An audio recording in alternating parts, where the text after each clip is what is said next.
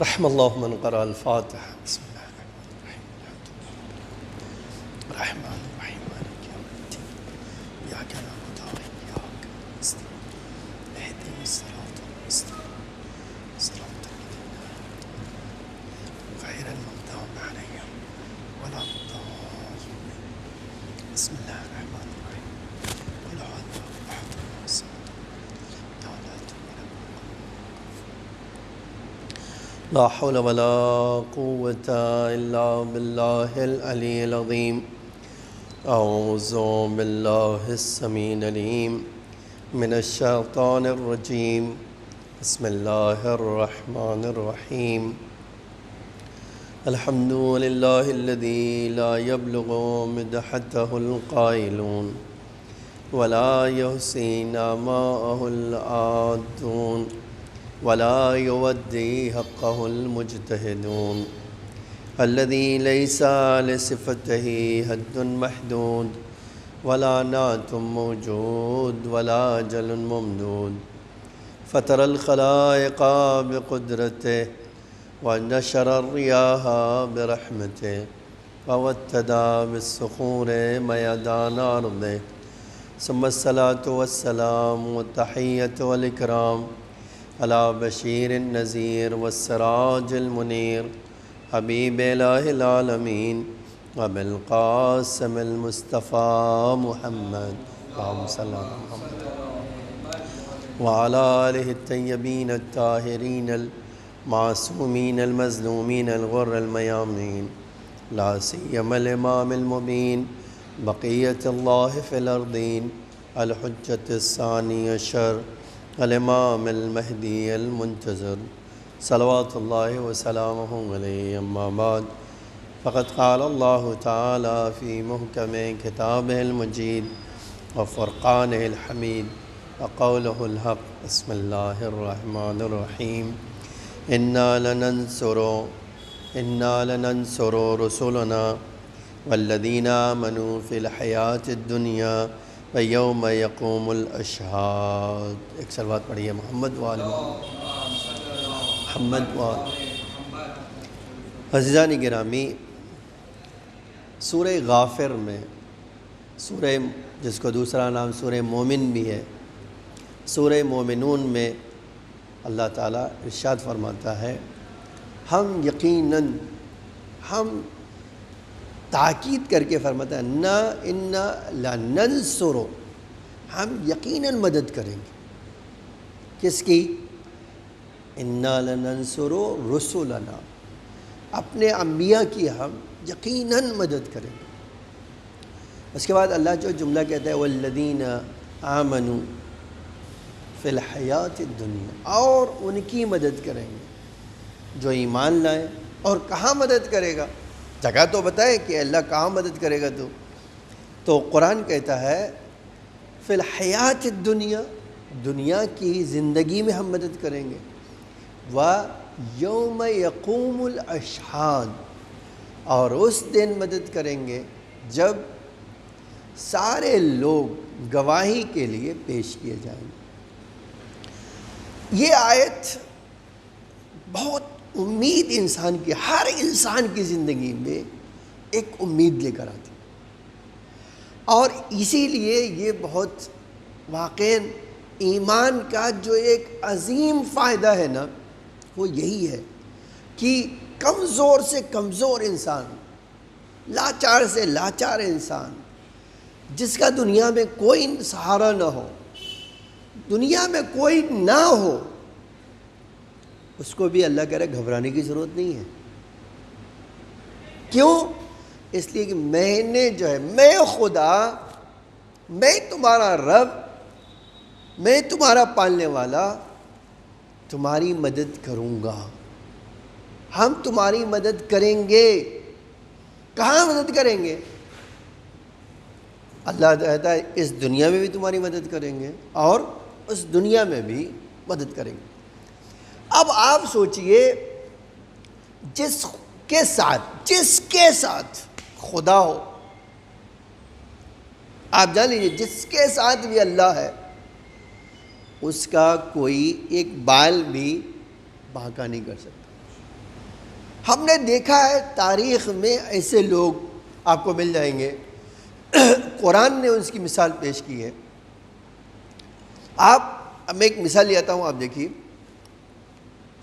اور پھر ہم آگے بات کرتے ہیں کہ آج شب جمعہ ہے، اور جب شب جمعہ کی مجلس ہوتی ہے تو اس میں اسپیشل یہ چیز آنا چاہیے کہ یہ جو دعا کی شب ہے، استغفار کی شب ہے، مناجات کی شب ہے، عبادت کی شب ہے، اطاعت کی شب ہے، خدا سے قربت حاصل کرنے کی شب ہے، خدا کو خوش کرنے کی شب ہے، تو اس شب میں ہمیں کیا ملنا، ہمیں کیا کرنا چاہیے، یہ تو بہت، تو اسی لیے یہ جو آیت میں نے انتخاب کیا ہے، اس آیت میں بہت واضح طور پر اللہ اعلان کر رہا ہے اِنَّا لَنَنْصُرُ رُسُلَنَا، ہم یقیناً اپنے انبیاء کی مدد کریں گے، اور کس کی مدد؟ وَالَّذِينَ آمَنُوا فِي الْحَيَاةِ الدُّنْيَا، وَالَّذِينَ آمَنُوا، اور ان کی مدد کریں گے جو دنیا میں ایمان لائے، دنیاوی زندگی میں اور آخرت میں بھی۔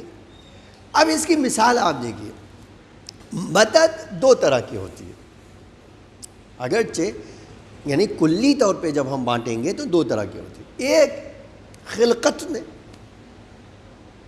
ٹھیک ہے، خلقت میں، اب خلقت سے مراد میں بھی آگے بات کرتا ہوں، دوسرے جو ہے نیچر سے، کبھی اللہ جو ہے ہماری مدد نیچر سے کرتا ہے، اور کبھی جو ہے کیا کرتا ہے، نیچر کی ضرورت ہی نہیں۔ آج ایک مثال آپ دیکھیے، جب آپ اور میں جو ہے، ہمیں اللہ نے ایک بدن دیا ہے، نہیں، آج ساری دنیا میں اسی بلا کے آنے سے یہ بہت زیادہ واضح ہو گیا ہر آدمی کے لیے کہ انسان بڑا مجبور ہے، انسان بڑا کمزور ہے، انسان ہزار ترقی کے باوجود جو ہے ابھی بھی بہت ساری ایسی چیزیں جہاں اس کو کچھ راستہ دکھائی نہیں، اس کے لیے بلائنڈ راستہ، بلیک، اس کو کچھ پتہ نہیں کیا کرنا چاہیے، ہے نا؟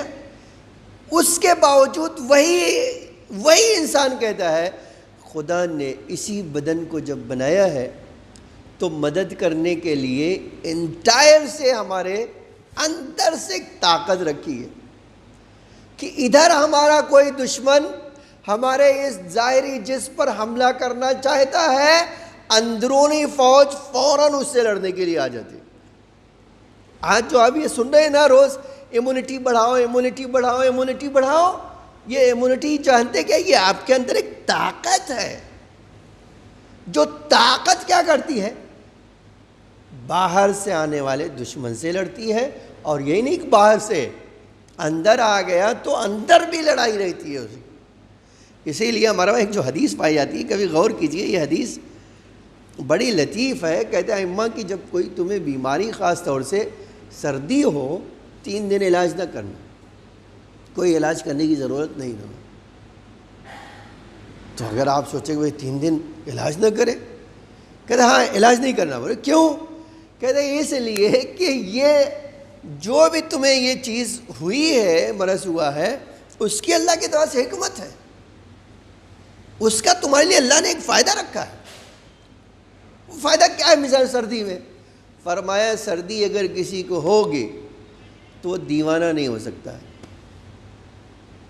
آپ دیکھیے، اور اگر سردی نہ ہو، کسی کو سردی نہ ہو بڑی جلدی دیوانگی آئے گی، تو دیوانگی اچھی ہے کہ سردی اچھی ہے؟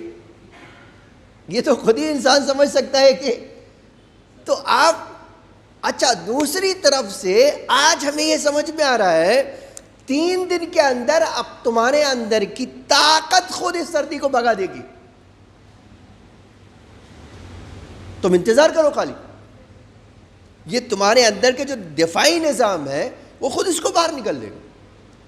تو ایک مدد خدا نے کیا ہے ہمارے وجود میں رکھی، اس کو کہتے ہیں خلقت۔ اگرچہ ہم خالی اسی کو نہیں کہتے ہیں، ہم ایک دوسری مثال میں لاتے ہیں، اس کو بھی کہتے ہیں کہ تکوینی مدد۔ تکوینی مدد مثال کے طور پہ اللہ کے رسول جنگ احزاب میں گیا، اب ساری طاقتیں کفار نے جمع کر لی، آپ جانتے ہیں پورے عرب کا جو آج بھی دستور کیا ہے؟ دستور آج بھی عربوں کا دستور یہ ہے، قبیلے وائز ڈیوائیڈ ہے، ٹھیک ہے؟ آج بھی عراق اور جو ہے دوسرے عرب کنٹری میں جائیں گے تو آپ کو کیا دکھائی دے گا؟ قبیلے وائز۔ اب قبیلہ یعنی خاندان، ایک خاندان کے لوگوں میں ایک سردار ہے، وہ جو کہے گا وہ پورے قبیلے کو کرنا ہوگا۔ ایسی صورت میں جب سارے کے سارے عرب کے قبیلے ہاتھ ملا لیتے ہیں، کس لیے؟ کہ اللہ کے رسول کو اور ان کے مشن کو ختم کر دینا، اللہ کے رسول کو اور ان کے مشن کو ختم کر دینا، برباد کر دینا۔ اب ایک طرف یہ ہے کہ اللہ کے رسول کا مشن جو ہے ختم کرنے کے لیے ساری طاقتیں اکٹھا ہو گئی، دوسری طرف سے جو تھوڑے بہت مسلمان، غریب مسلمان، لاچار مسلمان اس زمانے میں ان کے پاس وسائل نہیں تھے، اکنامک ان کی اچھی نہیں تھی، کمزور تھے اور مختصر سے تھے، وہ سامنے کھڑے ہوئے۔ اب دشمن آ کر مدینے آ گیا، ایک میدان میں اسے پڑاؤ ڈال لیا، میدان میں آگے جمع ہو گیا، پڑاؤ ڈال لیا۔ اب جب پڑاؤ ڈال لیا رسول اللہ کو خبر ہوئی تو کیا کرنا؟ تھوڑی سے ہی لوگوں کو لے کر آ جانا، ہم اپنے گھر میں تو نہیں آنے دیں گے نا، تو ہم اللہ کا رسول تھوڑی سی فوج لے کر باہر آئے۔ دونوں فوجیں جب آمنا سامنا ہوا تو کہاں ایک طرف آپ آج کہہ دیں کہ سپر پاور ہو، اور ایک جو ہے ملک جو ہے جیسے نیپال جیسا ہو، چھوٹا سا ملک، اس کا تھوڑے سے آدمی اتنی طاقت نہیں۔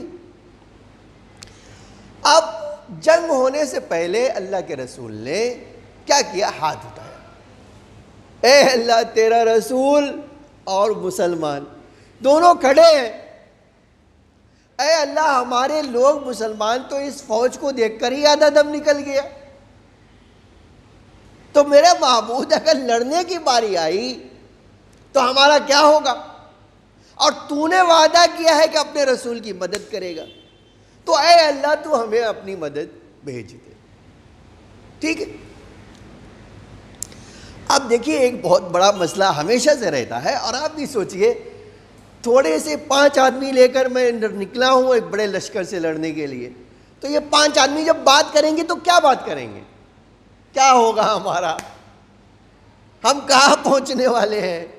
ہم تو مرنے ہی والے ہیں، یہی ہوگا نا۔ اب اللہ کا رسول کہہ رہا ہے گھبراؤ نہیں، اللہ کی نصرت آئے گی، اللہ کی مدد آئے گی، تو اب ایک دوسرا کب آئے گی؟ دیکھیے یہی ایمان میں جو چیز طاقت انسان کو پہنچاتی ہے نا، وہ جلد بازی نہیں کرنا۔ آج اسی لیے اللہ اور اللہ کا رسول ہمیں سکھا کر گیا ہے، کسی کام میں جلد بازی سے کام نہیں لے، کوئی کام ہونا تمہیں جلد بازی سے کام نہیں۔ تو اللہ کے رسول نے ان کے دل کو ڈھارس پہنچانے کے لیے بڑا عجب کام کیا، حذیفہ کو بلایا، اے حذیفہ جاؤ مشرکین کے لشکر کی جاسوسی کرو، اور اللہ کی نصرت جو آئے گی ہمیں بتاؤ کیسے اللہ کی نصرت آئی، اللہ کی مدد آئی تو کیسے آئی یہ ہمیں بتانا، اور یہ بھی بتانا کہ بھائی وہ کیا کیا جنگی سامان لائے ہیں، کتنی فوج ہے، کون کون آیا ہے۔ اچھا اس زمانے میں کمانڈر جو ہوتے تھے ان بڑے نامور ہوتے تھے، اور سب کی خبر ہمیں دینا۔ کہا ٹھیک ہے اللہ کے رسول، ہم آپ حذیفہ کو اللہ کے رسول نے یہ سکھا کر بھیج دیا، اور دعا کی جبریل آ گئے، قد اجیبت دعوتک، اے میرے حبیب آپ کی دعا قبول، ہم آپ کی مدد کرنے کے لیے حاضر ہیں، آپ خالی انتظار کرو، آپ کو ایک تیر بھی پھینکنے کی ضرورت نہیں ہوگی، ایک پتھر بھی چلانے کی ضرورت نہیں ہوگی، تلوار چلانے کی تو دور کی بات، اور آپ کو فتح ہو جائے گی۔ اب آپ سوچئے کہ اتنے بڑے لشکر کے سامنے اللہ کیا کہہ رہا ہے کہ میں تمہیں ایک تیر پھینکنے کی زحمت بھی نہیں دوں گا، ایک پتھر پھینکنے کی بھی ضرورت نہیں دوں گا. مرنا، زخمی ہونا اور وہ تو بڑی تمہارا نقصان ہونا وہ تو بڑی دور کی بات. اللہ کا رسول کہہ رہا ہے گھبراؤ نہیں بھائی، ایک تیر بھی تمہیں نہیں چلانا ہے، خالی میدان میں آ کے ڈٹے رہو اور تمہیں فتح مل جائے گی. تو ہر آدمی سوچے گا اے اللہ یہ کیسی فتح ہے، نہ تیر چلائے نہ تلوار چلائے اور فتح ہمیں ملے گی، اور دشمن ہمارے طاقتور کھڑا ہوا ہے. کیا اسی کو کہتے ہیں نصرت الہی. ایک صلوات پڑھی ہے محمد وآل محمد. آج یہ جب بلا آئی ہے، یہ اس مصیبت میں، یہ جو کرونا کی مصیبت ہے نا، آپ اگر غور کرو اللہ ہمیں اور آپ کو بہت کچھ سکھا رہا ہے. ٹھیک ہے، یقین مجھے اور آپ کو ہو جانا چاہیے کہ کوئی چیز مجھے اور آپ کو بچا نہیں سکتی اس سوائے اللہ کی مدد کی. کوئی چیز نہیں بچا سکتی. یعنی اس کا مطلب کہ الفاظ بدل کے کہہ سکتے ہیں یہ اللہ کی نصرت ہی ہے جو آپ کو اور مجھے بچا سکتی. اللہ ہمیں ایک غیبی مدد بھیج دے. کیسے غیبی مدد ہو سکتی؟ ایک غیبی مدد یہ ہو سکتی ہے کہ آپ جو ہے ایسے آدمی کی کنٹیکٹ میں نہ ہیں. آپ تو نہیں جانتے نا کس کو ہے، آپ تو نہیں جانتے نا. آج جو لوگوں کو ہو رہا ہے یہ تو نہیں پتا مجھے یہ ہے، یہ سامنے بیٹھا اس سے مجھے ہو جائے گا. اگر مجھے پتا ہوتا تو میں اس سے دور بھاگ جاتا تھا، لیکن مجھے تو پتہ ہی نہیں ہے. آج میں تو جانتا نہیں ہوں کہ بھئی وائرس یہاں کہیں اس سرفیس پہ کہاں چپکا ہوا ہے، تو کون بچائے گا؟ یہ صرف سوائے خدا کے کوئی بچا نہیں سکتا. ٹھیک ہے، اب آگے آنا چاہتا ہوں. اب ایک طرف اللہ کے رسول کہہ رہا ہے تمہیں تو پتھر بھی چلانے کی ضرورت پڑے گی اور تمہیں تو تیر بھی چلانے کی ضرورت نہیں، تمہیں فتح مل جائے گی، اور بھی سپر پاور ہار کے بھاگ جائے گا یہاں سے. حذیفہ چلے گئے دیکھنے کے لیے، اور ادھر اللہ کا رسول. رات ہوئی، اب وہ سب بڑے بڑے ٹینٹ لگا کر کھانا پکا رہے ہیں، یہ کر رہے ہیں، اور بڑی ترتیب اور بڑا نظم ہے، اور یہ کر رہے ہیں وہ کر رہے ہیں، تیاری کر رہے ہیں، اسلحہ بنا رہے ہیں اور تیز دھار لگا رہے ہیں، سب کر رہے ہیں. اچانک کیا ہوا آپ دیکھو، اچانک اللہ نے ایک ہوا بھیجی. ابھی ایک دن پہلے آپ کو سائیکلون ممبئی کا اتنا میڈیا نے ہوا مچایا کہ ممبئی پہ آفت، ممبئی پہ آفت، ممبئی پہ آفت، لیکن نہیں جانتا بچانے والا مارنے والے سے زیادہ طاقتور. یہ نہیں پتا ان کو. مجھے تو فون بھی آیا نماز آیت پڑھیں کیا؟ میں نے کہا تمہیں اتنا ڈر لگ گیا کہ اب نماز آیت پڑھنے کی نوبت آ گئی. اگر اتنا ڈر گئے، اور خالی تمہارا ڈرنا معیار نہیں ہے، پورے شہر میں ایسا خوف ہو تو آپ کے اوپر نماز آیت پڑھنا واجب ہو جائے گا. اور ابھی تو انتظار کرو 5 بجے تک. تو یہ جو چیز ہے کہ انسان خوف میں آ گیا، اور اللہ نے کیا کیا اس پورے میدان میں خالی آپ دیکھیے دونوں لشکر ہے، ادھر رسول اللہ ادھر وہ. لیکن حذیفہ کہتے ہیں کہ ابھی یہ کھانا پکا ہی رہے تھے اور سجا کر خیمے، اور ایک بار ہوا آئی، اس نے ہوا نے ان کے خیموں کو اکھاڑ کے دور پھینک دیا. اس کی آگ جو کھانے کے بنانے کے لیے لگائی تھی، اس کے وہ آگ نے ان کے خیموں کو پکڑ لیا. اور پھر عجب یہ ہے کہ اللہ نے وہ وہاں ریت تھی، ریت، وہ ایسا ریت اٹھاتی تھی ہوا اور ان کے منہ پہ مارتی تھی کہ یہ سب کے سب پاگلوں کی طرح، ان کو کوئی سجائی نہیں دیتا. آخر جو سردار ان کا تھا وہ یہ کہتے ہوئے گھوڑے پہ دوڑ کر بیٹھا، بولا بھاگو بھاگو. بولے کیوں بھاگو؟ ارے محمد نے تمہیں ختم کرنے کے لیے رسول اللہ نے پورا انتظام کر لیا ہے، بھاگو یہاں سے. اب یہ ابو سفیان جب گھوڑے پہ بیٹھ کے اپنے قبیلے سے کہہ رہے بھاگ چلو بھاگ چلو، بچاؤ اپنی جان کو. محمد نے تو بہت بڑی پلاننگ کر کے ہمیں پھنسا دیا ہے. ایک بھاگا، اب ایک بھاگ رہا ہے، دوسرا سردار اپنے قبیلے، ارے بھائی بھاگو، یہاں بہت بڑی پلاننگ کے ساتھ ہم تو دھوکہ کھا گئے. اور پورا میدان صبح تک خالی. اب کیا کہیں گے؟ ہے نہیں اللہ کی نصرت. اسی لیے فرماتا ہے، اللہ کہتا ہے قرآن میں میرا لشکر کوئی دیکھ نہیں سکتا ہے اگر میں کسی کو مدد پہنچاؤں. میں جنود لم تروہا، ایک ایسا لشکر بھیجوں گا جو تم دیکھ بھی نہیں سکو گے. اچھا ہمیں لشکر کی ضرورت ہے، خدا کے لیے تو بس ایک ہوا نے ان کا تام. حذیفہ آ کر کہتے ہیں اللہ کے رسول، ارے ہم تو حیرت زدہ رہ گئے، ہم نے دیکھا کہ اچانک ان میں ہلچل مچ گئی، اچانک ہم نے دیکھا کہ ان کی حالت بری ہو گئی، اور سب کے سب اس دنیا سے وہ میدان چھوڑ کر بھاگ گئے.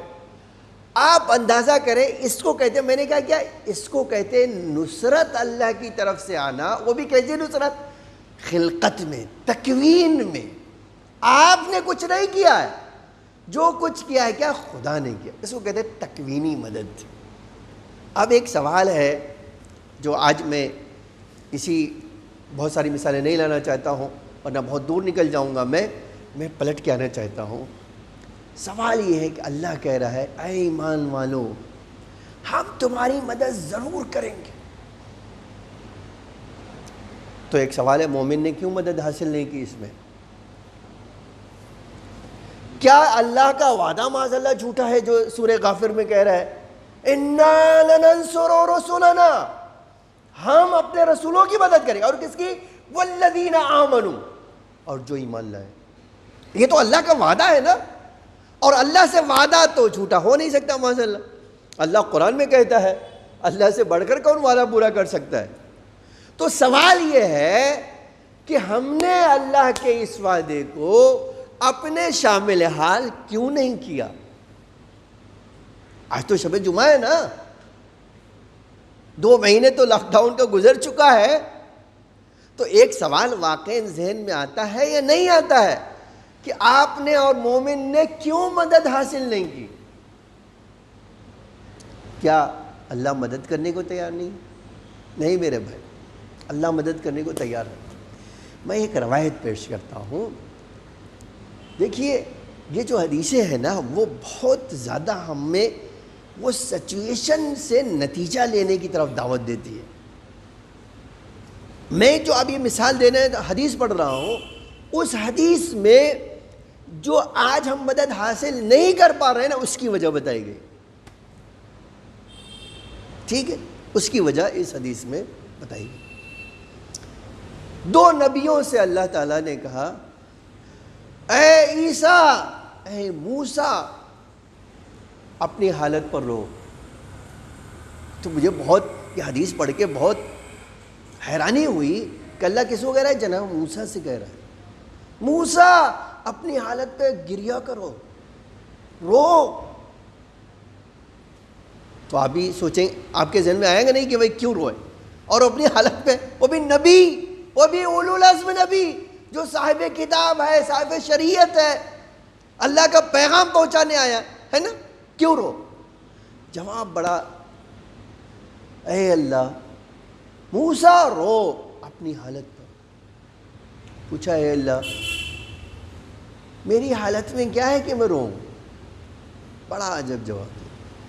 کہا اے موسیٰ اس لیے اپنی حالت پہ رو، اپنے اوپر اس لیے رو کہ تم دنیا میں جا کر مجھ سے دور ہو گئے ہو، تم غفلت میں چلے گئے ہو، تم نے مجھے بھلا دیا ہے، تم مجھے چھوڑ کر کسی اور کی پناہ میں چلے گئے ہو. موسیٰ اس لیے تم اپنی حالت پہ رو. تمہارے دور جانے سے مجھ پر تو کوئی فرق پڑنے والا نہیں ہے، تمہارے دور جانے سے میری خدائی پہ تو کوئی حرف آنے والا نہیں ہے، لیکن تمہاری حالت پہ فرق پڑنے والا ہے. وہ کیوں؟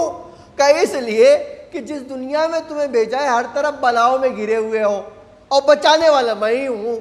جتنا دور بھاگو گے اتنا آفت میں مبتلا ہوگے. تو اب اگر مجھے اس سے اللہ کی نصرت حاصل کرنا ہے تو کیا کرنا؟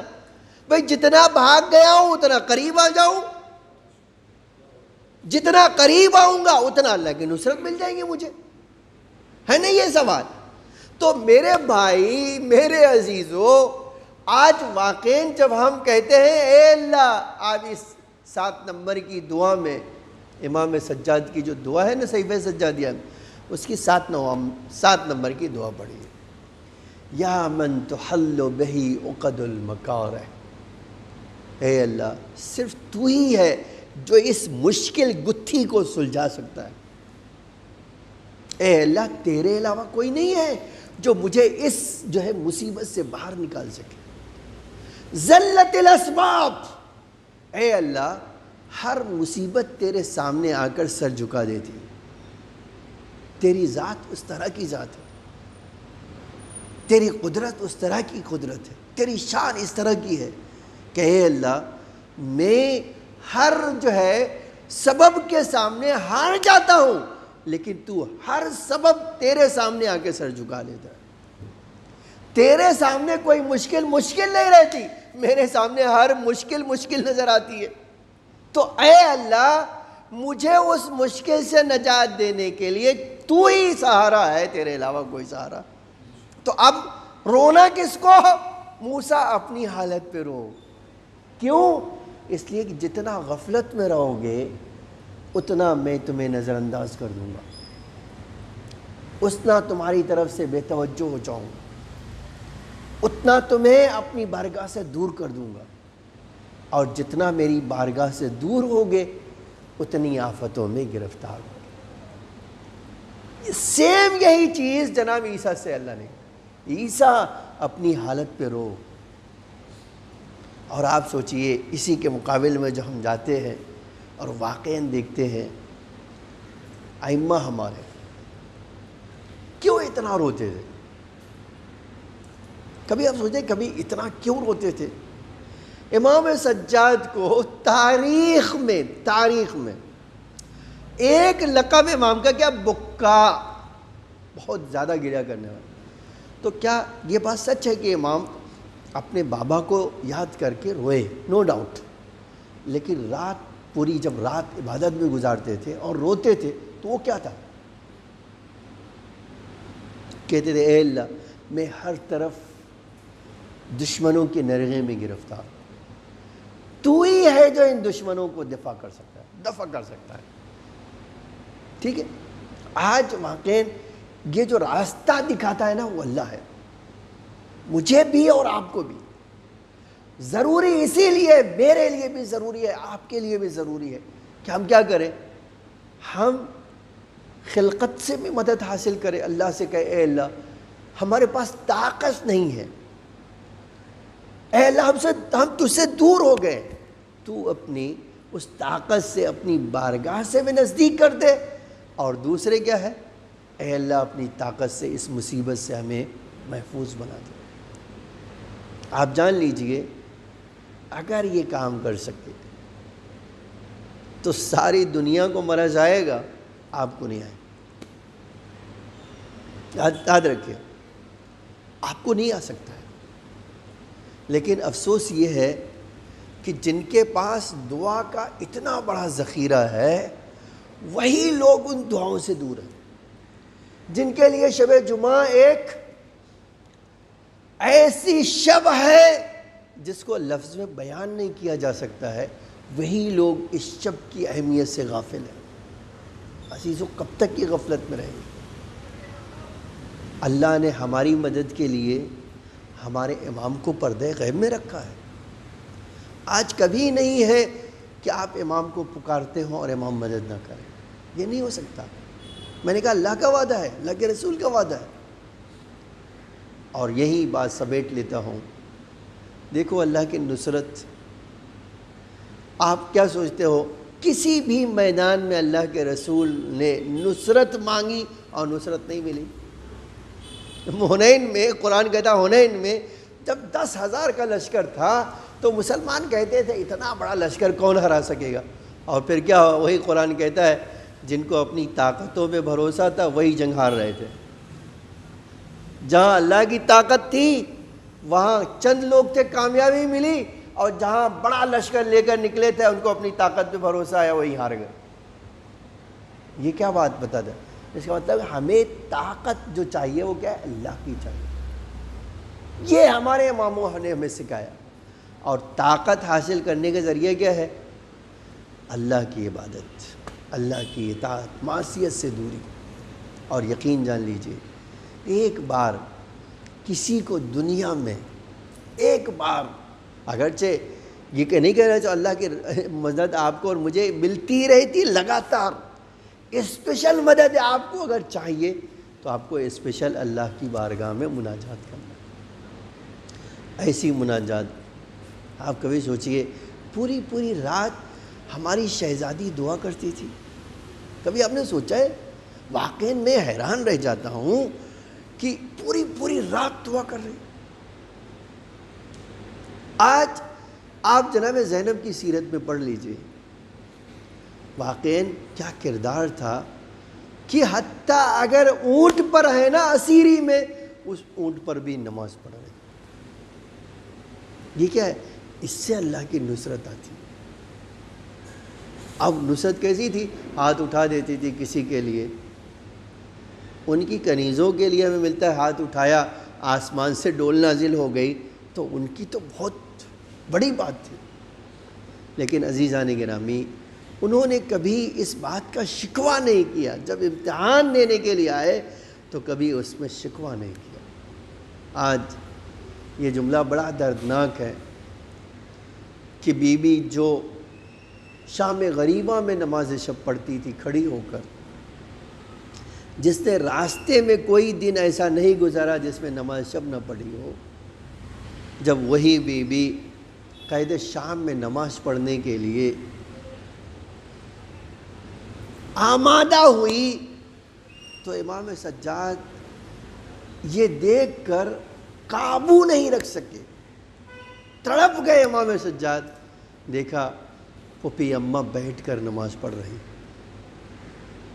آپ اہل بیت کی بڑی عجیب شان ہے. ہاں، اتنی مصیبت میں جہاں سب شہید ہو گئے، 11 محرم کی رات کو بی بی کھڑے ہو کر نماز پڑھتی اور شام میں بیٹھ کے نماز پڑھتی. تو تاریخ نے 2 ہی منظر لکھا ہے. امام سجاد نے آگے بڑھ کے پوچھا، پھوپھی اماں آپ نماز بیٹھ کے پڑھ رہی ہیں؟ فرمایا ہاں میرے نظر، میرے وجود میں اتنی طاقت نہیں ہے کہ میں کھڑے ہو کر نماز پڑھ سکوں. تو ایک امام کو تو بہت سوال جو ہے، یہ سوال امام نے اسی لیے کیا تھا شاید تاکہ ہم تک یہ پیغام پہنچ جائے. پوچھا اے پھوپھی اماں آپ 11 محرم کو تو، اور یہاں فرمایا میرے نور نظر یہ یزید اتنا ملعون ہے، اتنا زیادہ لعنتی ہے، بیٹا جب یہ زندان میں کھانا آتا ہے نا تو اتنا کم آتا ہے کہ حسین کے بچے بھوکے رہ جاتے. اے میرے نور نظر یہ ہمارے بچے بھوکے رہ جاتے ہیں، تو میں اپنے حصے کا کھانا ان بچوں کو کھلا دیتی ہوں. اور اے میرے لال میں کئی دن بھوکی رہتی ہوں. آپ اندازہ کریں، میں نے یہ جملہ سنا دیا آپ کو، لیکن اس کی غم کی شدت کوئی شاید نہیں سمجھ سکتا ہے کہ بی بی نے کس حالت میں گزارے. ہاں ہمیں پتہ کیسے چلتا ہے کہ جب بی بی پلٹ کر مدینے آئیں اور اپنے گھر گئیں، امام سجاد سے جناب عبداللہ نے فرمایا بیٹا کافی دن ہو گئے ہیں تمہاری پھوپھی اماں کو مدینے آئے ہوئے، بیٹا جا کر کہہ دو اب اپنے گھر بھی آئے. امام سجاد نے جا کر جناب زینب سے فرمایا پھوپھی اماں پھوپھا ہمارے آئے تھے اور انہوں نے اس طرح کی درخواست کی ہے، اے پھوپھی اماں اب اپنے گھر جائیے. بی بی گئیں. بڑا عجب مقتل کا جملہ ہے، احاطے میں بیٹھ کر، اس سنسان احاطے میں بیٹھ کر کربلا کی یاد کو یاد کر کے بی بی رو رہی تھیں کہ اتنے میں عبداللہ آئے، گھر میں آئے، قریب آئے دیکھا کوئی بیوی میرے گھر میں رو رہی ہیں۔ فرمایا اے بیوی جو بھی ہو، آپ جو بھی ہو، میرے گھر سے ذرا جلدی سے چلی جائیے، اس لیے کہ میری زینب، ستم دیدہ میری زینب ابھی گھر آنے والی ہے۔ میں نہیں چاہتا ہوں کوئی ایسا منظر میری بیوی زینب کے سامنے آئے جو اس کے دل کو پھر سے رنجیدہ کر دے۔ آپ چلی جائیے، اس وقت مناسب نہیں ہے، آپ میرے گھر کے بیٹھ کر روئیں۔ آپ سوچیں کتنا بڑا انسان کو یہ جملہ سن کر درد محسوس ہوا ہوگا۔ ایک بار بیوی نے مڑ کر دیکھا، فرمایا عبداللہ اب یہ وقت بھی آ گیا ہے کہ تم بھی پہچاننے سے انکار کر رہے ہو۔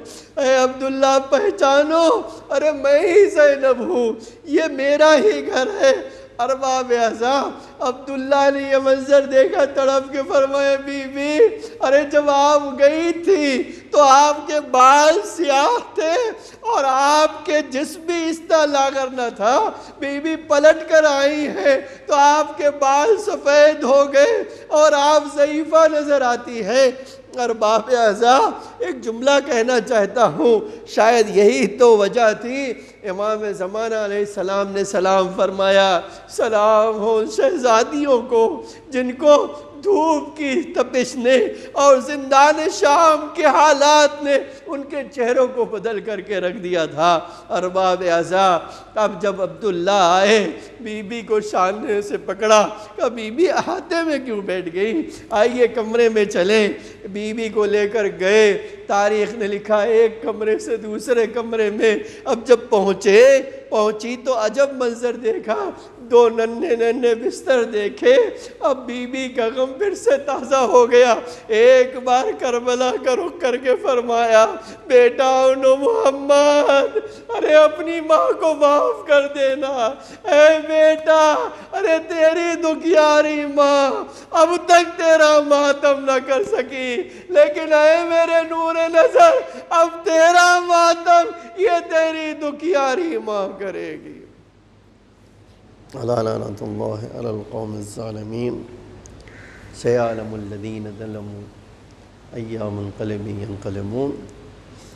الہی بحق زہرا و ابیہا و بعلہا و بنیہا وسر المستودع فیہا بعدد ما حاط بہ علم۔ اے اللہ تجھے محمد اور آل محمد کا واسطہ ہماری اس مختصر سی عزا کو قبول فرما۔ اے اللہ شب جمعہ ہے، ہم پر اور تمام مومنین و مومنات پر اپنی رحمت و مغفرت نازل فرما۔ اے اللہ ان کے درجات کو بلند سے بلندتر فرما، انہیں جوار ائمہ میں جگہ عطا فرما۔ اے اللہ شیعان علی کی جان مال عزت آبرو کی حفاظت فرما۔ میرے معبود ہم حاجت مند ہیں، ہم سب کے رزق حلال میں برکت عطا فرما، ہم سب کو اس آفت سے محفوظ فرما۔ مومنین جو بیمار ہیں انہیں شفائے عاجل و کامل عطا فرما۔ اے اللہ جو مومنین مقروض ہیں ان کے قرضوں کو ادا فرما، جو بے گھر ہیں انہیں گھر عطا فرما، جو بے اولاد ہیں انہیں اولاد نرینہ عطا فرما۔